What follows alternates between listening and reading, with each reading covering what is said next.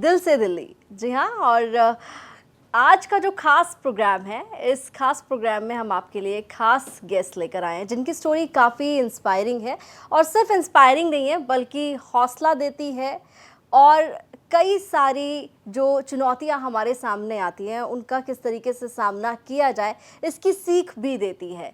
जी हाँ, आज हमारे साथ स्टूडियो में मौजूद हैं भारतीय रेलवे के दिल्ली ऑफिस में कार्यरत आदित्य अग्रवाल, जो इस वक्त डेप्यूटी सीएमएम की पोस्ट पर हैं। बहुत स्वागत है आदित्य आपका। Thank you for inviting me. Aditya, आपकी जर्नी में देख रही थी, आपकी स्टोरी में पढ़ रही थी, बहुत इंस्पायरिंग स्टोरी है। सबसे पहले मैं शुरुआत करूंगी उस साल से जब आप 12वीं क्लास में थे, साल 2008 में, जब आपने अपनी लाइफ का सबसे बड़ा चैलेंज फेस किया था। क्या हुआ था? ये मई 2008 की बात है। मैं सुबह जिम जा रहा था और मुझे शुरू से ही काफ़ी शौक है एक थोड़ा फिटनेस पे ध्यान देने का। तो बोर्ड एग्ज़ाम होने के बावजूद भी मैंने जिम ज्वाइन किया और मैं जा रहा था। तभी एक किसी मोड़ पे ट्रक मुझे हिट करता है जब मैं बाइक पे था, और उस एक ट्रॉमेटिक एक्सीडेंट में मेरा जो सीधा हाथ है जिससे मैं लिखता था वो टोटली क्रश हो जाता है, और डॉक्टर्स को ना चाहते हुए भी उसका एम्प्यूटेशन करना पड़ता है। और ये काफ़ी ट्रॉमेटिक था मेरे लिए। और जब मैं तब बोर्ड क्लास में आया ही था और मेरे पास जो सब्जेक्ट्स थे वो फिजिक्स, केमिस्ट्री, मैथ्स से, तो काफ़ी डिफ़िकल्ट सब्जेक्ट्स माने जाते हैं। तो एक काफ़ी लाइफ चेंजिंग इवेंट रहा है मेरे लिए लाइफ का वो।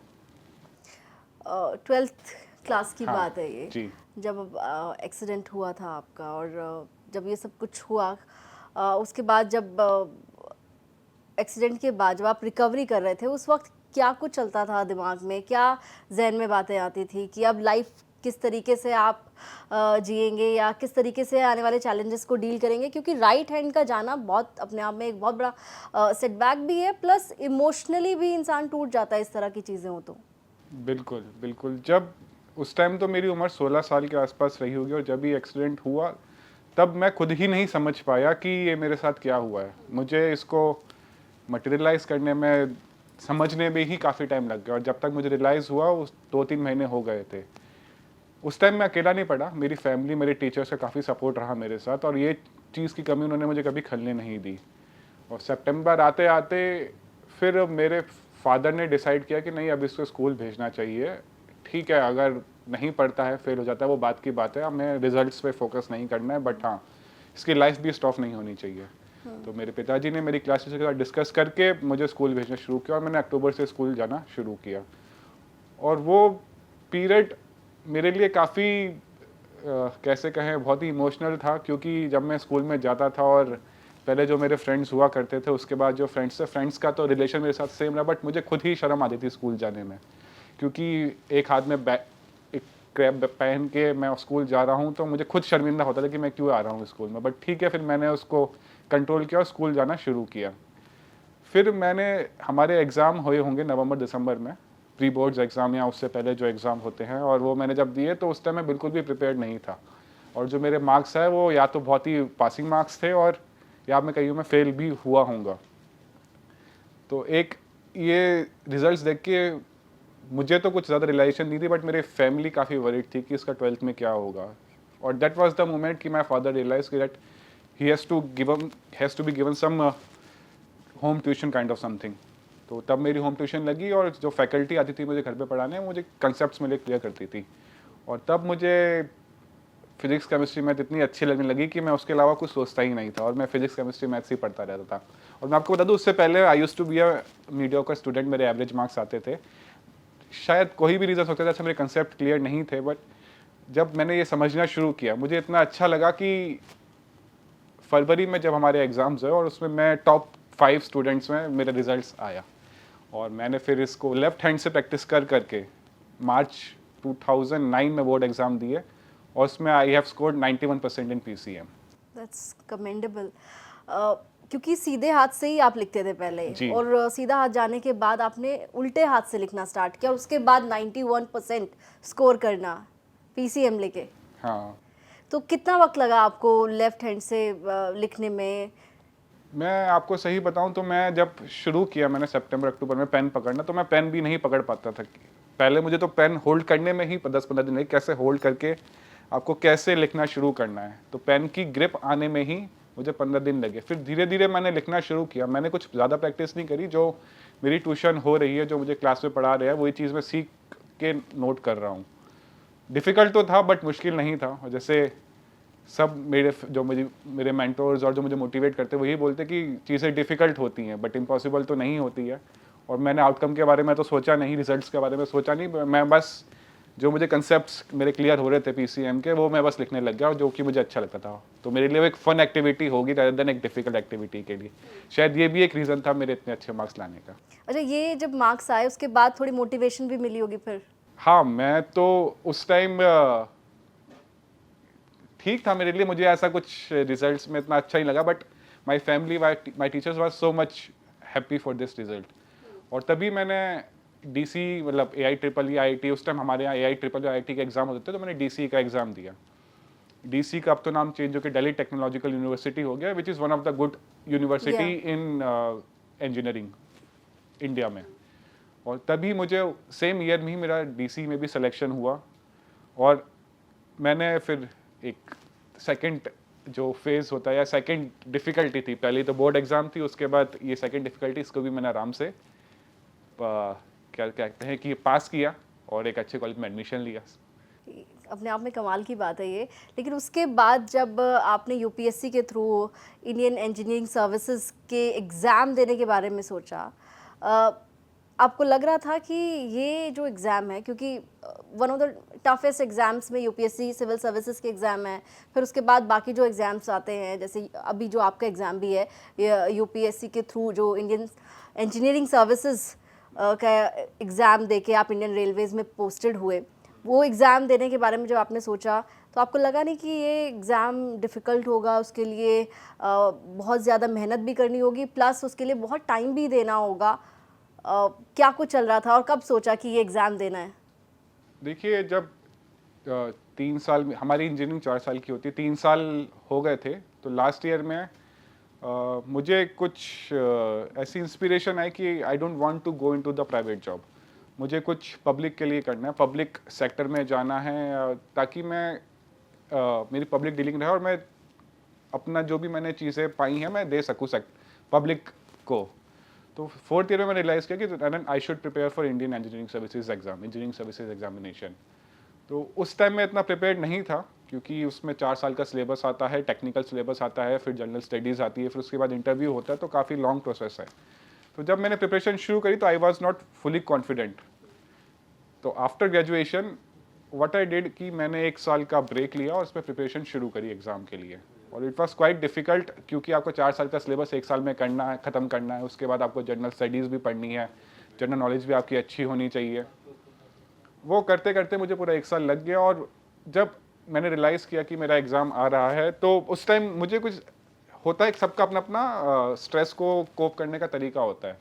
मुझे चीज़ें जब तक रियलाइज़ नहीं होती, जब तक कुछ आ रही है, होने के बाद मुझे स्ट्रेस होता है। तो मैंने जब ये एग्ज़ाम दे दिया, उसके बाद मुझे स्ट्रेस होना शुरू हुआ कि मेरा रिजल्ट कैसा रहेगा। तो तब तो मेरी प्रिपरेशन थी, अच्छी खासी प्रिपरेशन थी, और मैंने एग्ज़ाम दिया। और जब इसका रिजल्ट 6 महीने बाद आया और मुझे देखा कि हाँ, मेरा सिलेक्शन हो गया है तो it was quite amusing, quite very good thing for me. Even my family was very much happy with me. 1.5 साल लगता है ज्वाइनिंग आने में, तो तब मैंने फिर काफ़ी एंजॉय किया। फिर मैंने रेलवे ज्वाइन किया उसके बाद। तो इंटरव्यू भी हुआ होगा, क्योंकि प्रीलिम्स रिटन इंटरव्यू फॉर्मेट रहता है। इंटरव्यू में जब आप गए तो किस तरह के क्वेश्चंस आपसे पूछे गए थे उस दौरान? तो देखिए, इसमें भी पहले जैसे प्रिलिमिनरी एग्जामिनेशन होता है, फिर मेंस होता है, फिर उसके बाद मेंस अगर आप क्लियर कर लेते हो तो आपको इंटरव्यू के लिए शॉर्टलिस्ट करते हैं। तो मेरा interview UPSC building Dhaurpur house में हुआ। 5 मेंबर का पैनल था, और I don't remember the chairman's name, but हाँ, इट वाज उस टाइम एक चीज़ और थी मेरे साथ। मैं आईआईटी दिल्ली से मास्टर्स कर रहा था ट्रांसपोर्टेशन इंजीनियरिंग में। तो इंजीनियरिंग सर्विसेज में यूजुअली टेक्निकल इंटरव्यू होता है। तो मेरे साथ जब ट्रांसपोर्टेशन इंजीनियरिंग, मेरी एक बाइफर्केशन आ गई सिविल इंजीनियरिंग में भी, तो उसी पे पूरा फोकस था। और जो टेक्निकल मेंबर्स थे उन सब ने ही ट्रांसपोर्ट इंजीनियरिंग से रिलेटेड मेरे से क्वेश्चंस पूछे, जैसे कि रोड अगर आप बना रहे हैं तो उसका मेंटेनेंस कब होना चाहिए, which type of road is good, कि कॉन्क्रीट रोड और जो बिटुमिनस रोड होती है कौन सी बढ़िया है, and depending on the area, depending on the terrain, कौन सी रोड यूज़ करनी चाहिए, तो क्वाइट लिमिटेड हो गया. But interview was quite long, it was around 35 minutes to 1 hour.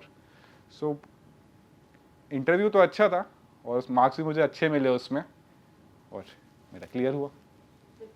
अ, आज आप ग्रेड 1 ऑफिसर हैं, एक अधिकारी हैं.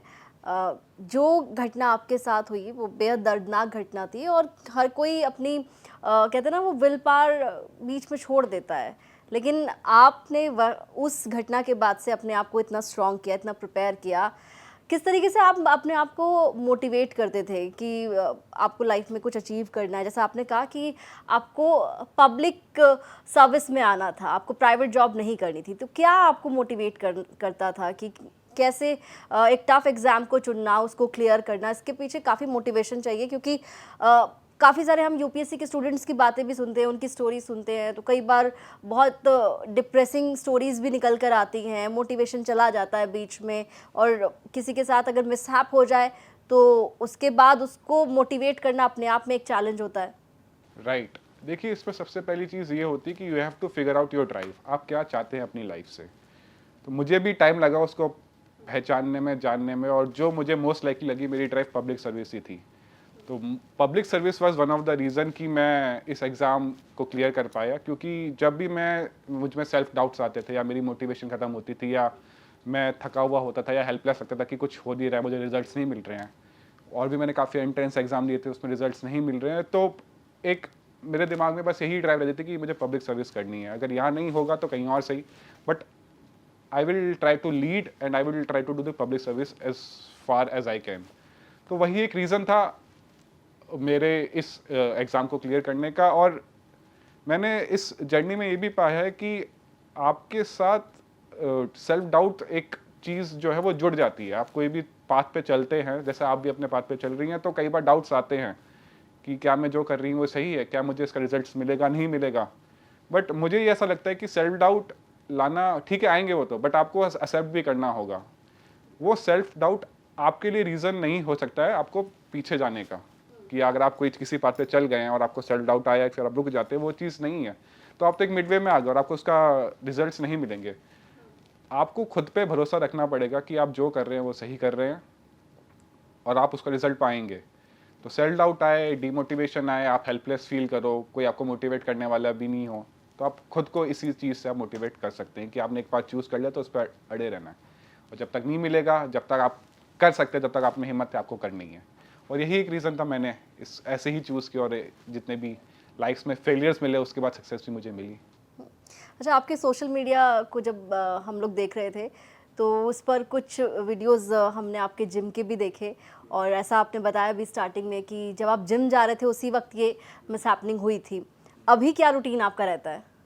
देखिए, मैं अभी जैसे कि है कि मेरा जिम जाते ही एक्सीडेंट हुआ था, तो मुझे शुरू से ही है कि अपनी फ़िटनेस पे ध्यान देना है और थोड़ी बॉडी मसल या फिट रहे मेरी बॉडी. तो मैं काफ़ी टाइम से कोशिश कर रहा हूँ और मैंने अभी लाइफ़स्टाइल अचीव करी है कि मैं रोज़ सुबह 4 बजे उठता हूँ. 4 बजे उठ के मैं 1-2 घंटे अपने स्किल्स पे मेहनत करता हूँ, अपने कम्युनिकेशन स्किल, अपनी वोकैबुलरी, इन सब पे मेहनत करता हूँ ताकि वो काफ़ी अच्छा बोलने में हो. मेंटल हेल्थ पे ध्यान देता हूँ. फिर उसके बाद मैं फिजिकल हेल्थ पे भी ध्यान देता हूँ. मैं रोज़ सुबह 6 बजे जिम जाता हूँ और उसके लिए जैसे मेरे साथ एक डिफॉर्मिटी है तो मैं सारी एक्सरसाइज तो नहीं कर पाता हूँ, तो मैंने डॉक्टर से बात करके, फिजियोथेरेपिस्ट से बात करके कुछ सॉकेट्स बनवाए हैं जिसमें मैं पुश और पुल की एक्सरसाइज कर पाता हूँ. वो आप वीडियोज़ में देख लेंगे. और 90% तक की एक्सरसाइज तो मैं कर लेता हूँ, जैसे बेंच प्रेस हो गई और पुल डाउन हो गई, लेट पुल डाउन हो गई, ट्राइसेप्स एक्सटेंशन हो गई, सारी एक्सरसाइज मैं कर पा रहा हूँ. और इसके बाद मसल गेन तो मुझे हुआ है और मेरी बॉडी में इतना ड्रास्टिक चेंज आ गया है. जो मेरा वेट 90 होता था अब वो 70 है. 20 किलो का फ़र्क है. बॉडी में एनर्जी है. मैं रात के अगर 12 बजे तक भी जगूँ तो मुझे थकान फील नहीं होती है और ये सब फिटनेस पे ध्यान देने से ही हुआ है. साथ में मैं मेडिटेशन करता हूँ. मैं सबको यही बोलूँगा कि आप 10 मिनट रोज माइंडफुलनेस मेडिटेशन कीजिए, क्योंकि आपका दिमाग ही एक ऐसी चीज़ है जो आपको आबाद भी कर सकता है और बर्बाद भी कर सकता है. आपके पास जो ये माइंडलेस थॉट आते हैं, मेडिटेशन एक रास्ता है आपको चैनलाइज करने का, कि आप रियलाइज कर सके कि ये कौन सा थॉट यूजलेस है और कौन सा थॉट जो आ रहा है वो राइट है. तो ये सब चीज़ें हैं, मैं अभी भी सीख ही रहा हूँ. ऐसा नहीं है कि मैंने बहुत कुछ अचीव किया. अभी भी मैं सीखने वाले पाथ पे हूँ, तो जो चीज़ मैं अचीव कर लेता हूँ उसके बाद मैं बस यही सोचता हूँ कि नई चीज़ मुझे क्या अचीव करनी है। तो मेरा अभी जो टू फोकस है कि मेंटल हेल्थ पे मुझे ध्यान देना है, उसके लिए भी मैं कर रहा हूँ, थोड़ा फिजिकल हेल्थ उसके लिए मैं जिम कर रहा हूँ। अच्छा, क्योंकि आपके बारे में मैं पढ़ रही थी तो आपको किताबें पढ़ने का भी काफ़ी शौक है। जो लोग थोड़ा मेंटल हेल्थ की वजह से थोड़ा ट्रबल में हैं, या फिर जिन लोगों को लाइफ में थोड़ी मोटिवेशन नहीं मिल रही है या सही पाथ का नहीं पता चल रहा है, उनके लिए क्या बुक रिकमेंडेशन है आपकी तरफ से? देखिए, सबसे पहले आपके लाइफ में सोशल स्किल्स बहुत ज़रूरी हैं, जो मुझे लगता है कि आप कैसे किसी से बात करते हैं, कैसे किसी से बिहेव करते हैं और कैसे आपके फ्रेंड्स होने चाहिए। क्योंकि अभी हम 400 साल से थोड़ा आईटी या टेक्नोलॉजी हमारे पैदा है, इससे पहले तो हम एक प्राइमेट्स थे, एक नोमैड्स थे, तो उस टाइम हमारे सोशल स्किल्स ही काम आते थे। तो सबसे पहले मैं आप सबको यही बोलूँगा कि आप सोशल स्किल्स पर इम्प्रूव करें। उसके लिए काफ़ी सारी बुक्स हैं, तो मैं एक पर्सनली रिकमेंड करूँगा आपको, एक डैनियल कार्नेगी की है, how to influence friends and make friends. एक वो बुक आप उससे शुरू कर सकते हैं और काफ़ी सिंपल बुक है और पब्लिक बुक है, आप अपने इसको फ़ोन में भी पढ़ सकते हैं या बुक खरीद सकते हैं। तो आप शुरुआत कीजिए। बाकी जब आप बुक पढ़ना शुरू करेंगे आपको धीरे धीरे ही इंटरेस्ट आना लगेगा and you will able to find out कि आपकी ड्राइव क्या है और आप किस स्किल में इम्प्रूव करना चाहते हैं। आप कुछ भी कोई भी बुक पढ़ सकते हैं, there are number of books, but आपको जिसमें इंटरेस्ट आ रहा है उससे शुरू कीजिए। तो नंबर 1 बुक तो आपको भी ये हो गई है। बाकी अगर आपको और बुक्स में से रिकमेंडेशन चाहिए तो आप मुझे डीएम में या इंस्टाग्राम पे पूछ सकते हैं। ठीक। अच्छा, घर परिवार में कौन है Aditya? Okay, so I'm not married yet. So I'm living with my parents. I have a very loving mother, my father and my younger brother. तो ब्रदर तो मेरे साथ यहाँ पे नहीं है, वो अब्रॉड में है, तो I live with my mother and father, उनके साथ में रहता हूँ। अच्छा, क्योंकि इस शो पर हम दिल्ली के लोगों को बुलाते हैं और आप भी दिल्ली से हैं। दिल्ली में आप कहाँ रहते हैं? स्कूलिंग कहाँ हुई? थोड़ा इसके बारे में बताइए। I was born in Rajasthan, but for the past 25 years I have been living in Delhi और I am residing in Rohini, sector 18 Rohini, वहीं पे हूँ। मेरा स्कूल भी वहीं पे था and my school was Himalaya public school, जो सेक्टर 7 में है।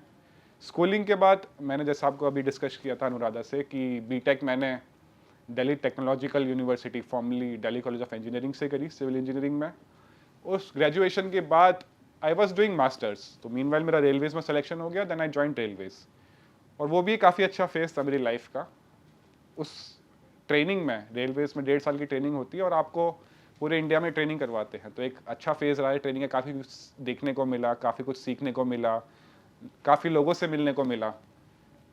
और उसके जब मेरी फर्स्ट पोस्टिंग आई, my first posting was in Bihar, और बिहार में it was a very remote area और there was some railway factory there, तो I was posted for around 1 year. तो आपका जब कोई कल्चर ट्रेडिशन चेंज होता है, क्योंकि मैं तो नॉर्थ इंडिया से बिलोंग करता हूँ और आप ईस्ट में जाएंगे तो there is different cultures and traditions और फूड स्टाइल इवन। तो मुझे वहाँ का लिट्टी चोखा बहुत अच्छा लगा जो मैंने ट्राई किया, लिट्टी चोखा और भात खाई हमने, तो वो भी एक मेरा काफ़ी यूनिक एक्सपीरियंस था। और साथ में ट्रेनिंग में मुझे काफ़ी घूमने का मौका मिला, तो मैंने डिफरेंट कलर्स ऑफ इंडिया देखे। साउथ में गया, साउथ में मैंने केरला, रामेश्वरम, पौंडीचेरी, सब कुछ, चेन्नई इवन देखने का मौका मिला और लोगों से इंटरेक्ट करने का मौका मिला। रेलवे की वर्किंग कैसी है, हर स्टेट में मैं गया तो डिफरेंट रेलवे की working, there were different set of rule, different conventions, different type of people who are working, उनका नेचर से भी काफ़ी फ़र्क आता है ऑर्गेनाइजेशन पे। फिर नॉर्थ ईस्ट में भी मुझे मौका मिला, घूमने का भी मौका मिला और वहाँ से लोगों से इंटरेक्शन करने का भी मौका मिला। वहाँ जो रेलवे के हेडक्वार्टर्स थे, वहाँ डिफरेंट ऑफिसर्स थे, उन्होंने वहाँ की वर्किंग कल्चर्स बताया, कैसा होता है, स्टाइल बताया वर्किंग का। तो हाँ, एक काफ़ी एक्सपोजर मिला है मुझे रेलवेज़ में आके और काफ़ी अच्छा भी रहा है मेरे लिए। तो कितना टाइम हो गया आपको सर्विसेज में? देखिए, मैंने जब मेरी ज्वाइनिंग थी, वो ज्वाइनिंग थी 21 दिसंबर 2015, तो अभी 9.5 साल तो हो चुके हैं और अभी दिसंबर में 10 साल हो जाएंगे। तो 10 साल में कितनी पोस्टिंग हुई है आपकी? 10 साल में मेरी, this is my 7th post, 7 posting हुए हैं, 7 मेरे 6 ट्रांसफ़र हो चुके हैं और 2 प्रमोशन मेरे हो चुके हैं साथ में। बस यही है अभी। तो इंडियन रेलवेज में आप काम कर रहे हैं, कैसा वर्क एक्सपीरियंस है आपका इंडियन रेलवेज में काम के दौरान? और क्या कुछ जो सरकार पॉलिसीज़ लेकर आ रही है और जिस तरीके से भारतीय रेल के बारे में हम देखते हैं, क्योंकि एक यात्री के नज़रिए से अगर मैं बात करूं आपसे, तो कई परेशानी होती है यात्रियों को भारतीय रेल में टिकट बुकिंग के दौरान। तत्काल में कई बार टिकट कंफर्म भी नहीं होती है, कई सारी चीज़ें हैं। आप मुझे एक-एक करके बताइए कि कैसे चीज़ें बेटर हो सकती हैं, सरकार अभी क्या कर रही है और आपका क्या एक्सपीरियंस है? तो 10 साल में जैसे हमारे रेलवेज़ में भी अगर आप सिविल सर्विसेज से देखें तो 8 से 9 कैडर हैं और आप डिफरेंट डिपार्टमेंट में जाते हैं। तो जो मेरा डिपार्टमेंट है वो इंडियन रेलवे स्टोर सर्विसेज, भारतीय रेल भंडार सेवा है, IRSS। तो इसमें मैं रेलवेज़ की सेल एंड परचेज़ देखता हूँ। Contracts dealing, tender handling, scrap dealing, वो सब मेरा रहता है। पब्लिक डीलिंग इसी से रिलेटेड मेरी होती है। तो जो मेरा अनुभव रहा है 10 साल में, ऑर्गेनाइजेशन में जब से आईटी इम्प्लीमेंटेशन हुआ है, काफ़ी ज़्यादा चेंजेस आ गए हैं और इतने सडन चेंजेस, इतने ड्रास्टिक चेंजेस हैं जो मुझे लगता है कि हमसे जो सीनियर्स हैं उन्होंने भी इतने एक्सपेक्ट नहीं करे होंगे। जैसे कि इलेक्ट्रॉनिक मोड ऑफ टेंडरिंग, पहले ऑक्शनिंग होती थी या टेंडरिंग होती थी जिसकी भी हम सर्विसेज जनरल पब्लिक को प्रोवाइड करते हैं, उन सबको हमें आउटसोर्स भी करना पड़ जाता है। तो पहले वो मैनुअल होती थी, बट अब जब से इलेक्ट्रॉनिक मोड शुरू हुआ है तो we are getting a good competition. Rates काफ़ी कम हुए हैं आइटम के, तो रेलवेज़ का कंसोलिडेटेड फंड ऑफ इंडिया का काफ़ी फ़ायदा हो रहा है, रेलवे उसमें काफ़ी प्रॉफिट भी अर्न कर रही है। आउटसोर्स हमने करने शुरू करे हैं employees. Sanctioned strength is around 10 to 13 lakhs, जो रेलवे से काफ़ी बड़ा, one of the biggest organization India का बोल सकते हैं आफ्टर आर्मी। तो आउटसोर्सिंग करने से भी काफ़ी ऑप्शन शुरू हुए। और मैं पैसेंजर से रिलेटेड कुछ बताऊं तो एक ऐप आती है Rail Madad. If you are travelling in train, तो अगर आपको कुछ भी इश्यूज हो सकता है तो आप अपना PNR नंबर डाल के रेल मदद पे इशू रेज कर सकते हैं और उसका प्रॉम्प्टली रेस्पॉन्स मिलता है, रियल टाइम में भी रेस्पॉन्स मिल जाएगा। तो अगर आप जैसे आप ट्रेन में जा रही हैं तो आप ये रेल मदद ऐप अपने आप इंस्टॉल कीजिए फ़ोन में और आप देखेंगे कि हाँ, सर्विसेज की, रेलवेज़ की सर्विसेज में कितना इम्प्रूव हुआ है। लेकिन पिछले कुछ वक्त में कई तरह की वीडियोस हम देखते हैं ट्रेन के अंदर की आती हैं। कई पैसेंजर्स कंप्लेन करते हैं कि जो उन्हें ओढ़ने के लिए जो चादर दी गई है वो मैली है, कपड़े गंदे हैं, कई बार गंदगी नज़र आती है, कई बार खाने के अंदर भी कई तरह की शिकायतें मिलती हैं। तो इन सब चीज़ों को लेकर रेलवे कितना सतर्क है, क्या कुछ इम्प्लीमेंटेशन हो रहा है, इसके बारे में अगर आपके पास कोई आइडिया? इसमें जैसे पेंट्री का, फूड सर्विसेज का बोल रहे हैं कि वो आपके पास ऑप्शन होता है। सबसे पहला तो अगर आप राजधानी या प्रीमियम ट्रेन्स में जाते हैं तो you can choose to opt out for food, number one thing. And जो अगर आपको फूड में इशूज़ लगते हैं, वैसे तो नहीं लगेंगे, क्वालिटी काफ़ी इंप्रूव हुई है पहले पहले के टाइम से। अगर आपको लगते हैं तो आप उस रेल मदद पे कंप्लेन कर सकते हैं, इशू आ रहा है। बट और हर ट्रेन में, हर प्रीमियम ट्रेन में एक पेंट्री मैनेजर होता है। अगर आपको सर्विसेज अच्छी नहीं लग रही है तो आप पेंट्री मैनेजर को बोल सकते हैं। अगर if he is not responding तो ये उस कंपनी, क्योंकि ये चीज़ भी हम आउटसोर्स ही करते हैं तो उस पर एक्शन भी होता है। तो if you are not satisfied you can take up the issue with the pantry manager, या फिर आप रेल मदद पे वो इशू रेज कर सकते हैं। हुँ। अच्छा, ट्रेन एक्सीडेंट्स भी हमने काफ़ी सारे देखे हैं अपने देश में होते हुए, काफ़ी लोगों की जान जाती है। ट्रेन एक्सीडेंट्स कम हो या बिल्कुल रुक जाएँ, इसको लेकर क्या कुछ रेलवे की तैयारी चल रही है? क्योंकि काफ़ी सारे ट्रैक्स जो हैं वो ठीक हालत में नहीं हैं, बहुत पुराने ट्रैक्स बिछे हुए हैं। उनकी मरम्मत का काम कैसे होता है, कब-कब होता है, कितने वक़्त में होता है? अभी रिसेंटली तो नहीं, टाइम हो गया है, एक कवच ऐप, कवच लॉन्च हुआ है। तो वह ऐप जो इंटीग्रेटेड ऐप है, ऐप भी बोलेंगे, डिवाइस है वो, उसमें वो रेल ट्रैक पे भी लिंक होता है और जो इंजन लोकोमोटिव होता है उसके अंदर भी एक डिवाइस लगता है। तो अगर कोई कार लोकोमोटिव या पैसेंजर ट्रेन या वैगन ट्रेन आ रही है तो लोको पायलट को पहले ही इन्फॉर्मेशन मिल जाती है कि वो सेम लाइन पे है क्या नहीं। तो वो चीज़ प्रोसेस है और वो काफ़ी हद तक हो भी चुकी है। तो इसी तरीके से हम एक्सीडेंट्स को कम कर पा रहे हैं। इवन आईटी इनेबल्ड काफ़ी सर्विसेज हम शुरू करें, स्टेशन पे हमारे स्टेशन मास्टर को दे रहे हैं। बाकी सब चीज़ें जो आईटी से रिलेटेड है, ऑटोमेटेड सर्विसेज इतनी शुरू कर पा रहे हैं, हद तक काफ़ी शुरू भी हो चुकी हैं। तो इसी से हम एक्सीडेंट्स कम कर रहे हो, काफ़ी कम भी हुए हैं। अरे, आप रेलवे में अधिकारी हैं, क्या कोई ऐसी ट्रिक है जिसके ज़रिए हम टिकट अपनी कंफर्म करा लें या टिकट कंफर्म के चांसेस जो हैं वो ज़्यादा बढ़ जाएं? देखिए वो बहुत इजी है, मैं तो खुद ही फॉर्म करता हूँ। काफ़ी सारी ऐप्स आती हैं फ़ोन पे जो कि अवेलेबल सीट्स बता देती हैं, तो आप उसमें ट्रैक कर सकते हैं अगर आप फ्लेक्सिबल हैं डेट्स के साथ। तो मुझे भी कई बार ऐसा हुआ है कि मुझे भी कभी सडनली निकलना पड़ रहा है और ट्रेन की सीट मुझे खाली मिल गई है। ठीक है, रश आवर्स में नहीं मिल पाती, जैसे होली दिवाली हो गया, वहाँ इश्यूज़ रहते हैं, but most of the time train की सीट्स खाली रहती हैं। तो आप कुछ ऐप्स डाल लीजिए और सब पे हिट एंड टाइल करते रहिए, आपको डेफिनेटली कोई ना कोई सीट ट्रेन सीट खाली मिल जाएगी और आप जा सकते हैं। अच्छा, दूसरी चीज़ ये बताइए, क्योंकि आप दिल्ली से हैं, तो दिल्ली का खाना बड़ा फेमस है हर जगह। आप खाने के शौकीन हैं? बिल्कुल। तो क्या कुछ स्पॉट्स हैं दिल्ली में जहाँ पर जाकर ज़रूर खाना ट्राई करना चाहिए? क्योंकि दिल्ली का रोड साइड खाना बड़ा फेमस है, हाँ, जो हाँ। स्ट्रीट फूड है, दिल्ली का जो स्ट्रीट फूड है वो बहुत फेमस है। तो स्ट्रीट फूड को लेकर क्या रिकमेंडेशंस हैं आपकी? स्ट्रीट फूड में ये सब तो मेरा मूड होता है, कभी मुझे टिक्की भी पसंद होती है, कभी चाट पसंद आ जाती है, कभी चाउमीन। तो रोड साइड वेंडर पे तो हम खाते रहते हैं, उसमें तो ऐसा कोई दिक्कत नहीं, बस डिपेंड करता है, कभी मोमोज़ का भी मन कर जाता है मेरा तो हम मोमोज़ खा लेते हैं, बस ऐसा चलता रहता है। अच्छा, अब आगे क्या सोचा है, क्या प्लान है अब? मेरा जो प्लान है, जो मुझे 10 साल में सर्विस में अप्स एंड डाउन्स में मैंने देखा है कि अ good leader is missing in every sector. देखिए, आप भी किस पोस्ट पे, आपके अंडर भी सर्टेन स्टाफ होंगे, आपके ऊपर भी बॉसेस होंगे, तो किसी भी ऑर्गेनाइजेशन में एक अच्छा लीडर होना ज़रूरी है, ताकि आप सीनियर्स को भी टैकल कर सकें और अपने स्टाफ से मैक्सिमम आउटपुट के साथ, विदाउट अफेक्टिंग देयर लाइफ, कि आप उनको ट्रॉमा दे रहे हो या प्रेशराइज कर रहे हो, काम करा सकें। तो मैं भी उसी चीज़ पर फोकस कर रहा हूँ। I want to become a good leader, like kind of thing, कि मैं लोगों को, अपने स्टाफ को मैक्सिमम आउटपुट के साथ मोटिवेट कर सकूँ और एक हेल्दी एनवायरनमेंट रहे। तो उसी पे मेरा फोकस है, और पब्लिक सर्विस में तो जैसा मैंने आपको बताया वो है ही।